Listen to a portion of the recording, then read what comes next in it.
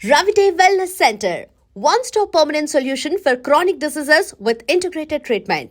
So next వచ్చేది మేమే అనేటువంటి మాట అటు కాంగ్రెస్ చెప్తోంది, ఇటు బీఆర్ఎస్ కూడా చెప్తుంది. బీఆర్ఎస్ అంటే టీఆర్ఎస్ పార్టీయా బీఆర్ఎస్ఆ ఏమంటారు మీరు? టీఆర్ఎస్ బీఆర్ఎస్ అయింది. బీఆర్ఎస్కు ప్రజలు సిఆర్ఎస్ ఇచ్చారు, కంపల్సరీ రిటైర్మెంట్ స్కీమ్ ఇచ్చారు. నేను ఇప్పుడు చెప్తలేను ఈ మాట, ఎన్నికల కంటే ముందే చెప్పిన, పార్లమెంట్ ఎన్నికల కంటే ముందు చెప్పిన, అసెంబ్లీ ఎన్నికల కంటే ముందు చెప్పిన. అసెంబ్లీలో ఏదో అట్లా మామ అనిపించుకున్నారు, పార్లమెంట్లో మొత్తం సిఆర్ఎస్ కంప్లీట్ రిటైర్మెంట్ స్కీమ్కి ప్రజలు బలవంతం చేసి వాళ్ళకి రిటైర్మెంట్ స్కీమ్ ఇచ్చేసారు. 17లో పెద్ద సున్నా ఇచ్చేసారు వాళ్ళకి, సార్ని ఫామ్ హౌస్కి పరిమితం చేసారు. ఇంకా బీఆర్ఎస్ ఎక్కడిది? సార్ లేడు, బీఆర్ఎస్ లేడు. బీఆర్ఎస్ ఒకవేళ బతుకుదామని అనుకున్నా కానీ ఆడ మా చెల్లె బయలుదేరింది కదా. అట్లా మా వాళ్ళు మంచోళ్ళు కాదని నేను చెప్పినా అనుకోని, రఘునందన్ బీజేపీ కాబట్టి విమర్శిస్తుండని అనుకుంటుంది. కేటీఆర్ నువ్వుగా ట్విట్టర్కే పరిమితమైన ట్విట్టర్ టిల్లో అని నేను అన్నా అనుకోరు, అది రాజకీయ ఆరోపణ అవుతుంది. అదే కవిత చెప్పింది అనుకోర్రి, మా అన్నకి ఏం శాత కాదు ట్విట్టర్లో పెట్టుడు తప్పితే ప్రజలకు వచ్చి ఉద్యమం చేయరని కవిత అన్నది అనుకోరు, జనం ఏం అర్థం చేసుకుంటారు? రఘునందన్ రావు నోట్లకి ఎలా మాట వస్తే వీడు రాజకీయంగా అంటుండే అనుకుంటారు. కవిత అంటే కవిత చెప్పింది వాస్తవమే, కవిత ఆ ఇంట్లోకి వెళ్ళి వచ్చిన బిడ్డ కదా, కవిత చెప్పిందంటే కరెక్ట్ అనుకుంటారు. కవిత చెప్పిన మాటలన్నీ కరెక్టే అని మీరు అనుకుంటున్నారా? నేనైతే అనుకుంటున్నా, మీరు అనుకుంటలేరా? అందులో టీఆర్ఎస్ నుంచి బీఆర్ఎస్ దాకా ఎందుకు మార్చారో అనే మాటతో పాటుగా కేసీఆర్ బయటికి రాకపోతే మీరు అంత స్మూత్ గా మాట్లాడుతున్నారు. ఏం బీకి కట్టలు కట్టిరని మీరు తెలంగాణ నిడిచిపెట్టి దేశంలో రాజకీయం చేస్తామని ఒక ఆడపిల్ల అడిగింది. ఎవడన్నా ఉంటే చెప్పురు సమాధానం దానికి. తెలంగాణలో మీరు తెలంగాణకి ఏం పీకి కట్టలు కట్టిరని ఏదో టీవీ ఛానల్ ఇంటర్వ్యూలో చెప్పలే కవిత గారు. ఆ కవిత నిండు శాసన మండలిలో చెప్పింది, on the floor of the house చెప్పింది. దానికి ఒక్కడన్నా సమాధానం చెప్పిండా? ఎందుకు పంజాబ్లో రైతులకు పైసలు ఇచ్చిరో అని అడిగింది, చెప్పిర్రా? తెలంగాణలో రైతులు చచ్చిపోతే ఏం చేసిరో అని అడిగింది, తెలంగాణ ఉద్యమకారులకు ఏమి ఇచ్చిరో అని అడిగింది. సరిపోదా సమాధానం? మూతోడు ప్రశ్నలు అడుగుతుంది కదా.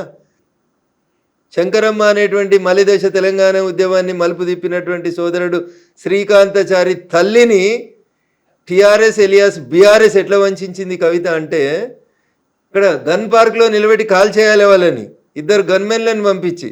రేపు అమరవీరుల స్తూపం సెక్రటరేట్ ముంగట కట్టిన అమరవీరుల స్తూపం ఓపెనింగ్ ఉంటే ఎంత చిల్లరగాళ్ళు అంటే, మళ్ళీ చెప్తున్నా, ఎంత చిల్లరగాళ్ళు అంటే ఆ పదం కూడా వాళ్ళకి చిల్లరనే, ఇంకా అది చాలా ఎక్కువ వాళ్ళకి. ఆమెను ఎమ్మెల్సీ చేస్తున్నామని టీవీలలో బ్రేకింగ్ న్యూస్లు నడిపించి, ఆమెకి 2 గన్మెన్లను పంపించి అమరవీరుల స్తూపం ఓపెన్ చేసినాక ఆమెకి ఎమ్మెల్సీ ఇవ్వలేదు. ఇంతకంటే నీతి మాలినటువంటి పార్టీ ఏమైనా ఉంటుందా చెప్పుండ్రి? మీలాగా జ్యూస్ తాగలేదు శ్రీకాంత్ సారి, మీలాగా పెట్రోల్ పోసుకొని అగ్గిపెట్టే మర్చిపోలేదు, మీలాగా ఏదో జోక్ కోసం అగ్గిపెట్ట పోసుకొని పెట్రోల్ పోసుకొని అంటు పెట్టుకోలేదు. ఆయనే మలిదశ తెలంగాణ ఉద్యమాన్ని మలుపు తిప్పిన శ్రీకాంతాచారి తల్లికి ఏమిచ్చినావు నువ్వు? 10 ఏళ్ళ నీ పాలనలో 10 పైసలు ఇచ్చినావా నువ్వు? నీ కొడుకుని ఎమ్మెల్యేని చేసుకున్నావు, మంత్రిని చేసుకున్నావు, నీ అల్లుని ఎమ్మెల్యేని చేసుకున్నావు, మంత్రిని చేసుకున్నావు, నీ బిడ్డను ఎంపీని చేసినావు, ఎంపీ ఓడిపోతే ఎమ్మెల్సీ చేసినావు. ఎంత దోసుకున్నావో లెక్కలేనంత దోసుకున్నావు. ఒక్క తల్లి తన కడుపు కోత మలిదశ తెలంగాణ ఉద్యమాన్ని మలుపు తిప్పిన శ్రీకాంతాచారి తల్లికి నీ 10 ఏళ్ళ టెన్యూర్లో ఎమ్మెల్సీ పదవి ఇవ్వడం చేత కానీ మిమ్మల్ని ఏమనాలే? ఇట్టిట కొట్టుకునేటోళ్ళు అనాలి మిమ్మల్ని.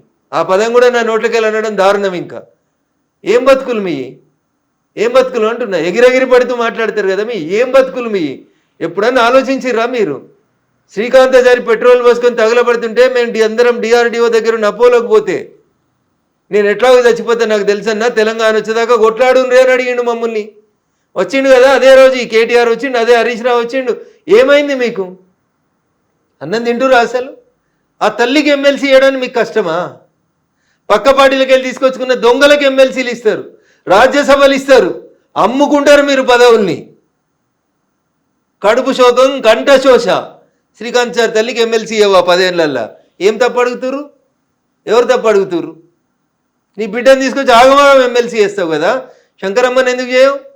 నువ్వు ఇచ్చిన రాజ్యసభలు ఎవరికి ఇచ్చినావు? ఎవరు రాజ్యసభలు? నీకు పైసలు ఇచ్చేటోళ్ళు, నీకు దోషి పెట్టేటోళ్ళు, నీకు కంపెనీలు ఇచ్చేటోళ్ళు, గీళ్ళకి నువ్వు రాజ్యసభలు ఇస్తావు. ఎందుకు శంకరమ్మకి ఎందుకు వెళ్ళా రాజ్యసభ? ఏం తక్కువ చేసింది మలిదశ తెలంగాణ ఉద్యమానికి శంకరమ్మ? సో ఇప్పుడు మీరు ఒక మాట ఈ మధ్య కాలంలో అన్నారు, ఘర్ వాపసి, బీజేపీని వదిలి కాంగ్రెస్ లోకి వెళ్ళిన వాళ్ళు మళ్ళీ తిరిగి వస్తున్నారు, వచ్చే ఆలోచన వస్తున్నారు అని చెప్పలే, వచ్చిర్రు అని చెప్పలేదు, రావాలని కోరుకుంటున్నా అని చెప్పిన. ఎందుకంటే మీరు మమ్మల్ని వద్దనుకొని పోయిన తర్వాత జరిగిన పరిణామాలన్నీ మీరు ఆలోచించుకొని విఘ్నతతోటి అక్కడ మీకు ఏం గౌరవం లేదు, గుర్తింపు లేదు కాబట్టి వెనక్కి వస్తే ఇక్కడ కొంచెం గౌరవం గుర్తింపు ఉంటుంది, రండి మిత్రులారా అని చెప్పిన మాట వాస్తవం. కాకపోతే అధికార కాంగ్రెస్ పార్టీని వదిలిపెట్టి మళ్ళీ బీజేపీకి వస్తారంటారా? ఎప్పుడు పుట్టి మునుగుతుందో తెలియనప్పుడు ఆ పుట్టిలో ఎవరు ట్రావెల్ చేస్తారు కవిత గారు? గోదావరి నడి మధ్యలో ఉన్నారు, పుట్టికి రంధ్రం పడ్డది, పుట్టి ఎప్పుడు మునుగుతుందో తెలియదు. అట్లాంటప్పుడు ఎందుకు ఉంటారు అందులో? ఎవరుంటారు? రాజకీయ నాయకుడు అనేటోడు తానున్న పార్టీ బతకాలి, తాను బతకాలి, ప్రజలకు సేవ చేయాలని అనుకుంటే ఆలోచించుకుంటాడు. మునుగాలే చావాలనుకుంటే నేనేం చేస్తా కవిత గారు? సో రాష్ట్రంలో ఉన్న కాంగ్రెస్ పరిస్థితి ఎట్లా ఉంది, దేశవ్యాప్తంగా ఉందా మొత్తం? సో దేశంలో కాంగ్రెస్ ఉందా? 28 రాష్ట్రాల్లో 3 రాష్ట్రాలకు కన్ఫైన్ అయిన వాళ్ళు ఉన్నారా? ఏ రాష్ట్రంలోనే పోటీ చేస్తే సింగిల్ డిజిట్ వచ్చిందా? ఢిల్లీలో 3 సార్లు అసెంబ్లీకి ఎన్నికలు జరిగినాయి, ఒక్క సీట్ అన్నా గెలిచిర్రా కవిత గారు? దేశ రాజధానిలోనే లేరు, మీరు ఇంకేడుంటారు తల్లి? మీరు ఏడున్నారు? వాళ్ళు తెలంగాణలో ఏదో అధికారంలోకి వచ్చారు, ఎందుకు వచ్చారు? టీఆర్ఎస్ చేసిన తప్పులకి. భారతీయ జనతా పార్టీ ఆ రోజు కొంచెం 1-2 జరగరాని సంఘటనలు పార్టీలో జరగడం వల్ల అట్లా అయింది. అట్లా అంతకుమించి కాంగ్రెస్ ఎక్కడ తెలంగాణలో? కర్ణాటకలో కాంగ్రెస్ వచ్చినాక తెలంగాణలో కాంగ్రెస్ బతికింది. అంతకుముందు కాంగ్రెస్ ఎక్కడుంది? ఎవరు ఆలోచించారు కాంగ్రెస్ గురించి? కొట్లాడింది మేము, యాంటీ టీఆర్ఎస్ వేవ్ని తయారు చేసింది మేము, టీఆర్ఎస్ను దించాలనే ఆలోచన ప్రజలకు కల్పించింది మేము, టీఆర్ఎస్ని దించవచ్చు అని చెప్పింది దుబాకు ఉప ఎన్నిక ఫలితం. ఇవి కదా. అంతకుముందు అది పెద్ద శత్రు దుర్భేద్యమైన కోట కదా. వాళ్ళు సిట్ అంటే మీరు సిట్టు, వాళ్ళు స్టాండ్ అంటే స్టాండు, వాళ్ళు రాహుల అంటే రాహులు, వాళ్ళు ఎంకన్నా అంటే ఎంకన్నా. అంతకుమించి ఏం నడిచింది? అప్పుడు ఏం నడవలే కదా. మేం కదా మొదలుపెట్టింది, బీజేపీ వాళ్ళం కదా. దుబ్బాకలు కొట్టినా, హుజరాబాద్లో కొట్టినా, ఇంకేం చేసినా మేం కదా టీఆర్ఎస్ని ఢీకొట్టగలుగుతాం, టీఆర్ఎస్ని దించగలుగుతాం అనే ఒక వాతావరణాన్ని క్రియేట్ చేసింది మేం కదా. మేము 3 రాళ్ళు పెట్టినాం, అండ పెట్టినాం, నీళ్లు పోసినాం, ఎసరేసినాం, బియ్యం పెట్టినాం, అన్నం వండుకొని కాంగ్రెస్ వాడు తినిపోయింది అంతే. అండ దించడంలో మేము 1 నిమిషం ఆలస్యం చేసినాం అంతే, వాళ్ళు ఎత్తుకుపోయారు గద్దల్లాగా. సో ఆలస్యాన్ని సెటరేట్ చేసుకున్నారా మీరు అని అనుకుంటున్నాం. మొత్తం అంతా అప్పుడు గతంలో వచ్చినటువంటి 1-2 ప్రాబ్లమ్స్, సమస్యలు అన్నారు, అవన్నీ కూడా సరిదిద్దుకునే ముందుకు పోతున్నాం. జరిగిన పొరపాట్లను సరిదిద్దుకొని ముందుకు పోతుంటేనే పార్టీలైనా మనుషులైనా ముందుకు పోతూ ఉంటారు. మా వల్ల జరిగిన ఏంది అనేది మాకు అర్థమైన తర్వాత అవి మళ్ళీ జరగకుండా వాటిని సరిదిద్దుకునే ముందుకు పోతారు. దానికి సంబంధించి మొత్తం గ్రౌండ్లో ఆ ప్రాపర్గా ప్రిపరేషన్స్ అనేవైతే ఉన్నాయో, ఒక్కొక్క అడుగు పేర్చుకుంటూ వెళ్ళేట్టుగా సమన్వయం. ఎలక్షన్స్ అంటే ఏంది తల్లి చెప్పు?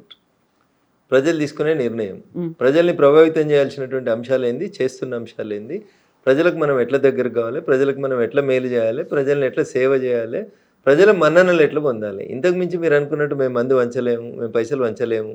కాబట్టి we have our own limitations. మేము ప్రజల్ని ఎడ్యుకేట్ చేసి ప్రజలకు ఏది మంచి ఏది చెడు అనేది చెప్పి ఎందుకు భాగ్యనగరంలో కాషాయం జెండా ఎగరాలనేటువంటి విషయంలో ప్రజల్లో చైతన్యవంతం తెస్తూ ఉన్నాం. పోయినసారి 2nd లార్జెస్ట్కి వచ్చినాము, ఈసారి 1st లార్జెస్ట్కి వస్తాం, మేమే గెలుస్తామని చెప్తున్నాం. సో వెస్ట్ బెంగాల్ మాదే. బీహార్ కంటే ముందు మీరు మాదే అనుకుర్రా? అనుకోలేదు కదా. బీహారు మాదే, వెస్ట్ బెంగాల్ కూడా మాదే. బీహార్కి వెళ్ళి నదులన్నీ వెస్ట్ బెంగాల్ వైపు పోతుంటాయి. సో బీహార్లో మొదలైంది, వెస్ట్ బెంగాల్లో ముగుస్తుంది. Okay. So special intensive revision మీద విపరీతమైనటువంటి కామెంట్లు వస్తున్నాయి, వ్యతిరేకత వస్తుంది, భిన్నమైనటువంటి అభిప్రాయాలు, విమర్శలు ఇవన్నీ కూడా ఉన్నాయి కదా. 3rd ఫేజ్ తెలంగాణలోనే ఉండబోతోంది అనేది ఎలక్షన్ కమిషన్ అనౌన్స్ చేసింది. ఇక్కడ ఎన్ని బోగస్ ఓట్లు ఉన్నాయని మీరు అనుకుంటున్నారు? ఇప్పుడు నేను ఉదాహరణకి నా మెదక్ పార్లమెంట్ పరిధిలో పటాన్చెరు అసెంబ్లీ నియోజకవర్గ పరిధిలో ఐలాపూర్ అనే ఒక విలేజ్ ఉంది. This is an open challenge to the media. నిజంగా మీలో సిన్సియారిటీ ఉండి మీరు అనుకున్నట్టు మిమ్మల్ని మీరు 4th ఎస్టేట్ అయితే, మీరు రాసే వార్తలలో, మీరు చేసే పనిలో మీకు నిజాయితీ ఉంటే, ఐలాపూర్ అనేటువంటి ఒక తాండాలో, ఐలాపూర్ అనే ఒక గ్రామ పంచాయతీలో ఒరిజినల్ ఓటర్లు 1250 ఓటర్లు. ఎన్నికల సందర్భంగా ఆ ఓటర్ల సంఖ్యను 2700 పైచిలకు పెంచారు. సో డబుల్ కంటే ఎక్కువ ఉన్నారు. శ్మశానంకు నెంబర్ వేసి, వాటర్ ట్యాంక్ నెంబర్ వేసి, గ్రామ పంచాయతీకి నెంబర్ వేసి, నేను రాహుల్ గాంధీ గారిలో వేగ ఆరోపణ చేస్తలేను. రాహుల్ గాంధీ ఒక ఇంట్లో 290 ఏట్లు ఎట్లుంటాయంటే అమిత్ షా గారు పార్లమెంట్లో సమాధానం చెప్పారు. అట్లా రఘునందన్ సమాధానం చెప్పించుకోవడానికి అబద్ధం కోసం చెప్తలేడు. ఐలాపూర్లో పటాన్చెరు అసెంబ్లీ నియోజకవర్గం పరిధిలోని అమీన్పూర్ మున్సిపాలిటీ కిందికి వచ్చే ఐలాపూర్ అనే గ్రామ పంచాయతీ గతంలో ఉన్నటువంటి దాంట్లో ఒరిజినల్గా 1250 ఓట్లుంటే వాటిని 2750 ఓట్ల దాకా పెంచారు. ఇవన్నీ బోగస్ ఓట్లని అప్పుడున్నటువంటి సర్పంచ్ గారు, ఎంపీ ఎన్నికల కంటే ముందు నేను, జిల్లా కలెక్టర్ గారు, అంటే తహసీల్దార్ గారు, ఆర్డీఓ గారు, జిల్లా కలెక్టర్ గారు, ఆఖరికి రాష్ట్ర ఎన్నికల కమిషన్ కూడా కంప్లైంట్ ఇచ్చినాం కవిత గారు.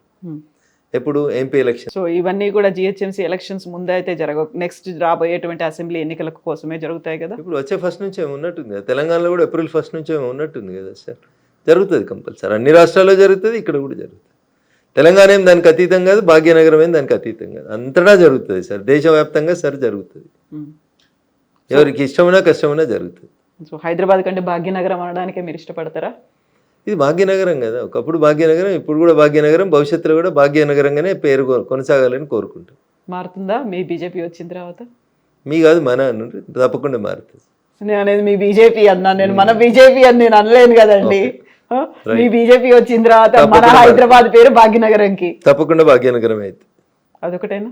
తినవద్దు రుచులు ఎందుకు, అధికారంలోకి వచ్చేదాకా సపోర్ట్ చేయండి, అధికారంలోకి వచ్చిన తర్వాత మేము ప్రజల కోసం నిలబడతాం, నెక్స్ట్ సీఎం ప్రజల ఆకాంక్షల కోసం పనిచేస్తాం. నెక్స్ట్ సీఎం ఎవరు? ప్రజలు కోరుకున్న వాళ్ళు అవుతారు, పార్టీ ఆదేశించిన వాళ్ళు అవుతారు. మీరు ఇలా బీసీఓ లేకుంటే వీళ్ళు అవుతారు ఇది అనేది మీరు అనౌన్స్ చేయరు అసలు? రాష్ట్ర పార్టీ తీసుకునే నిర్ణయం కాదు అది, కేంద్ర పార్టీ తీసుకునే నిర్ణయానికి ప్రతి బీజేపీ కార్యకర్త కట్టుబడి ఉంటారు. ఎస్ అండి, thank you so much. Thank you.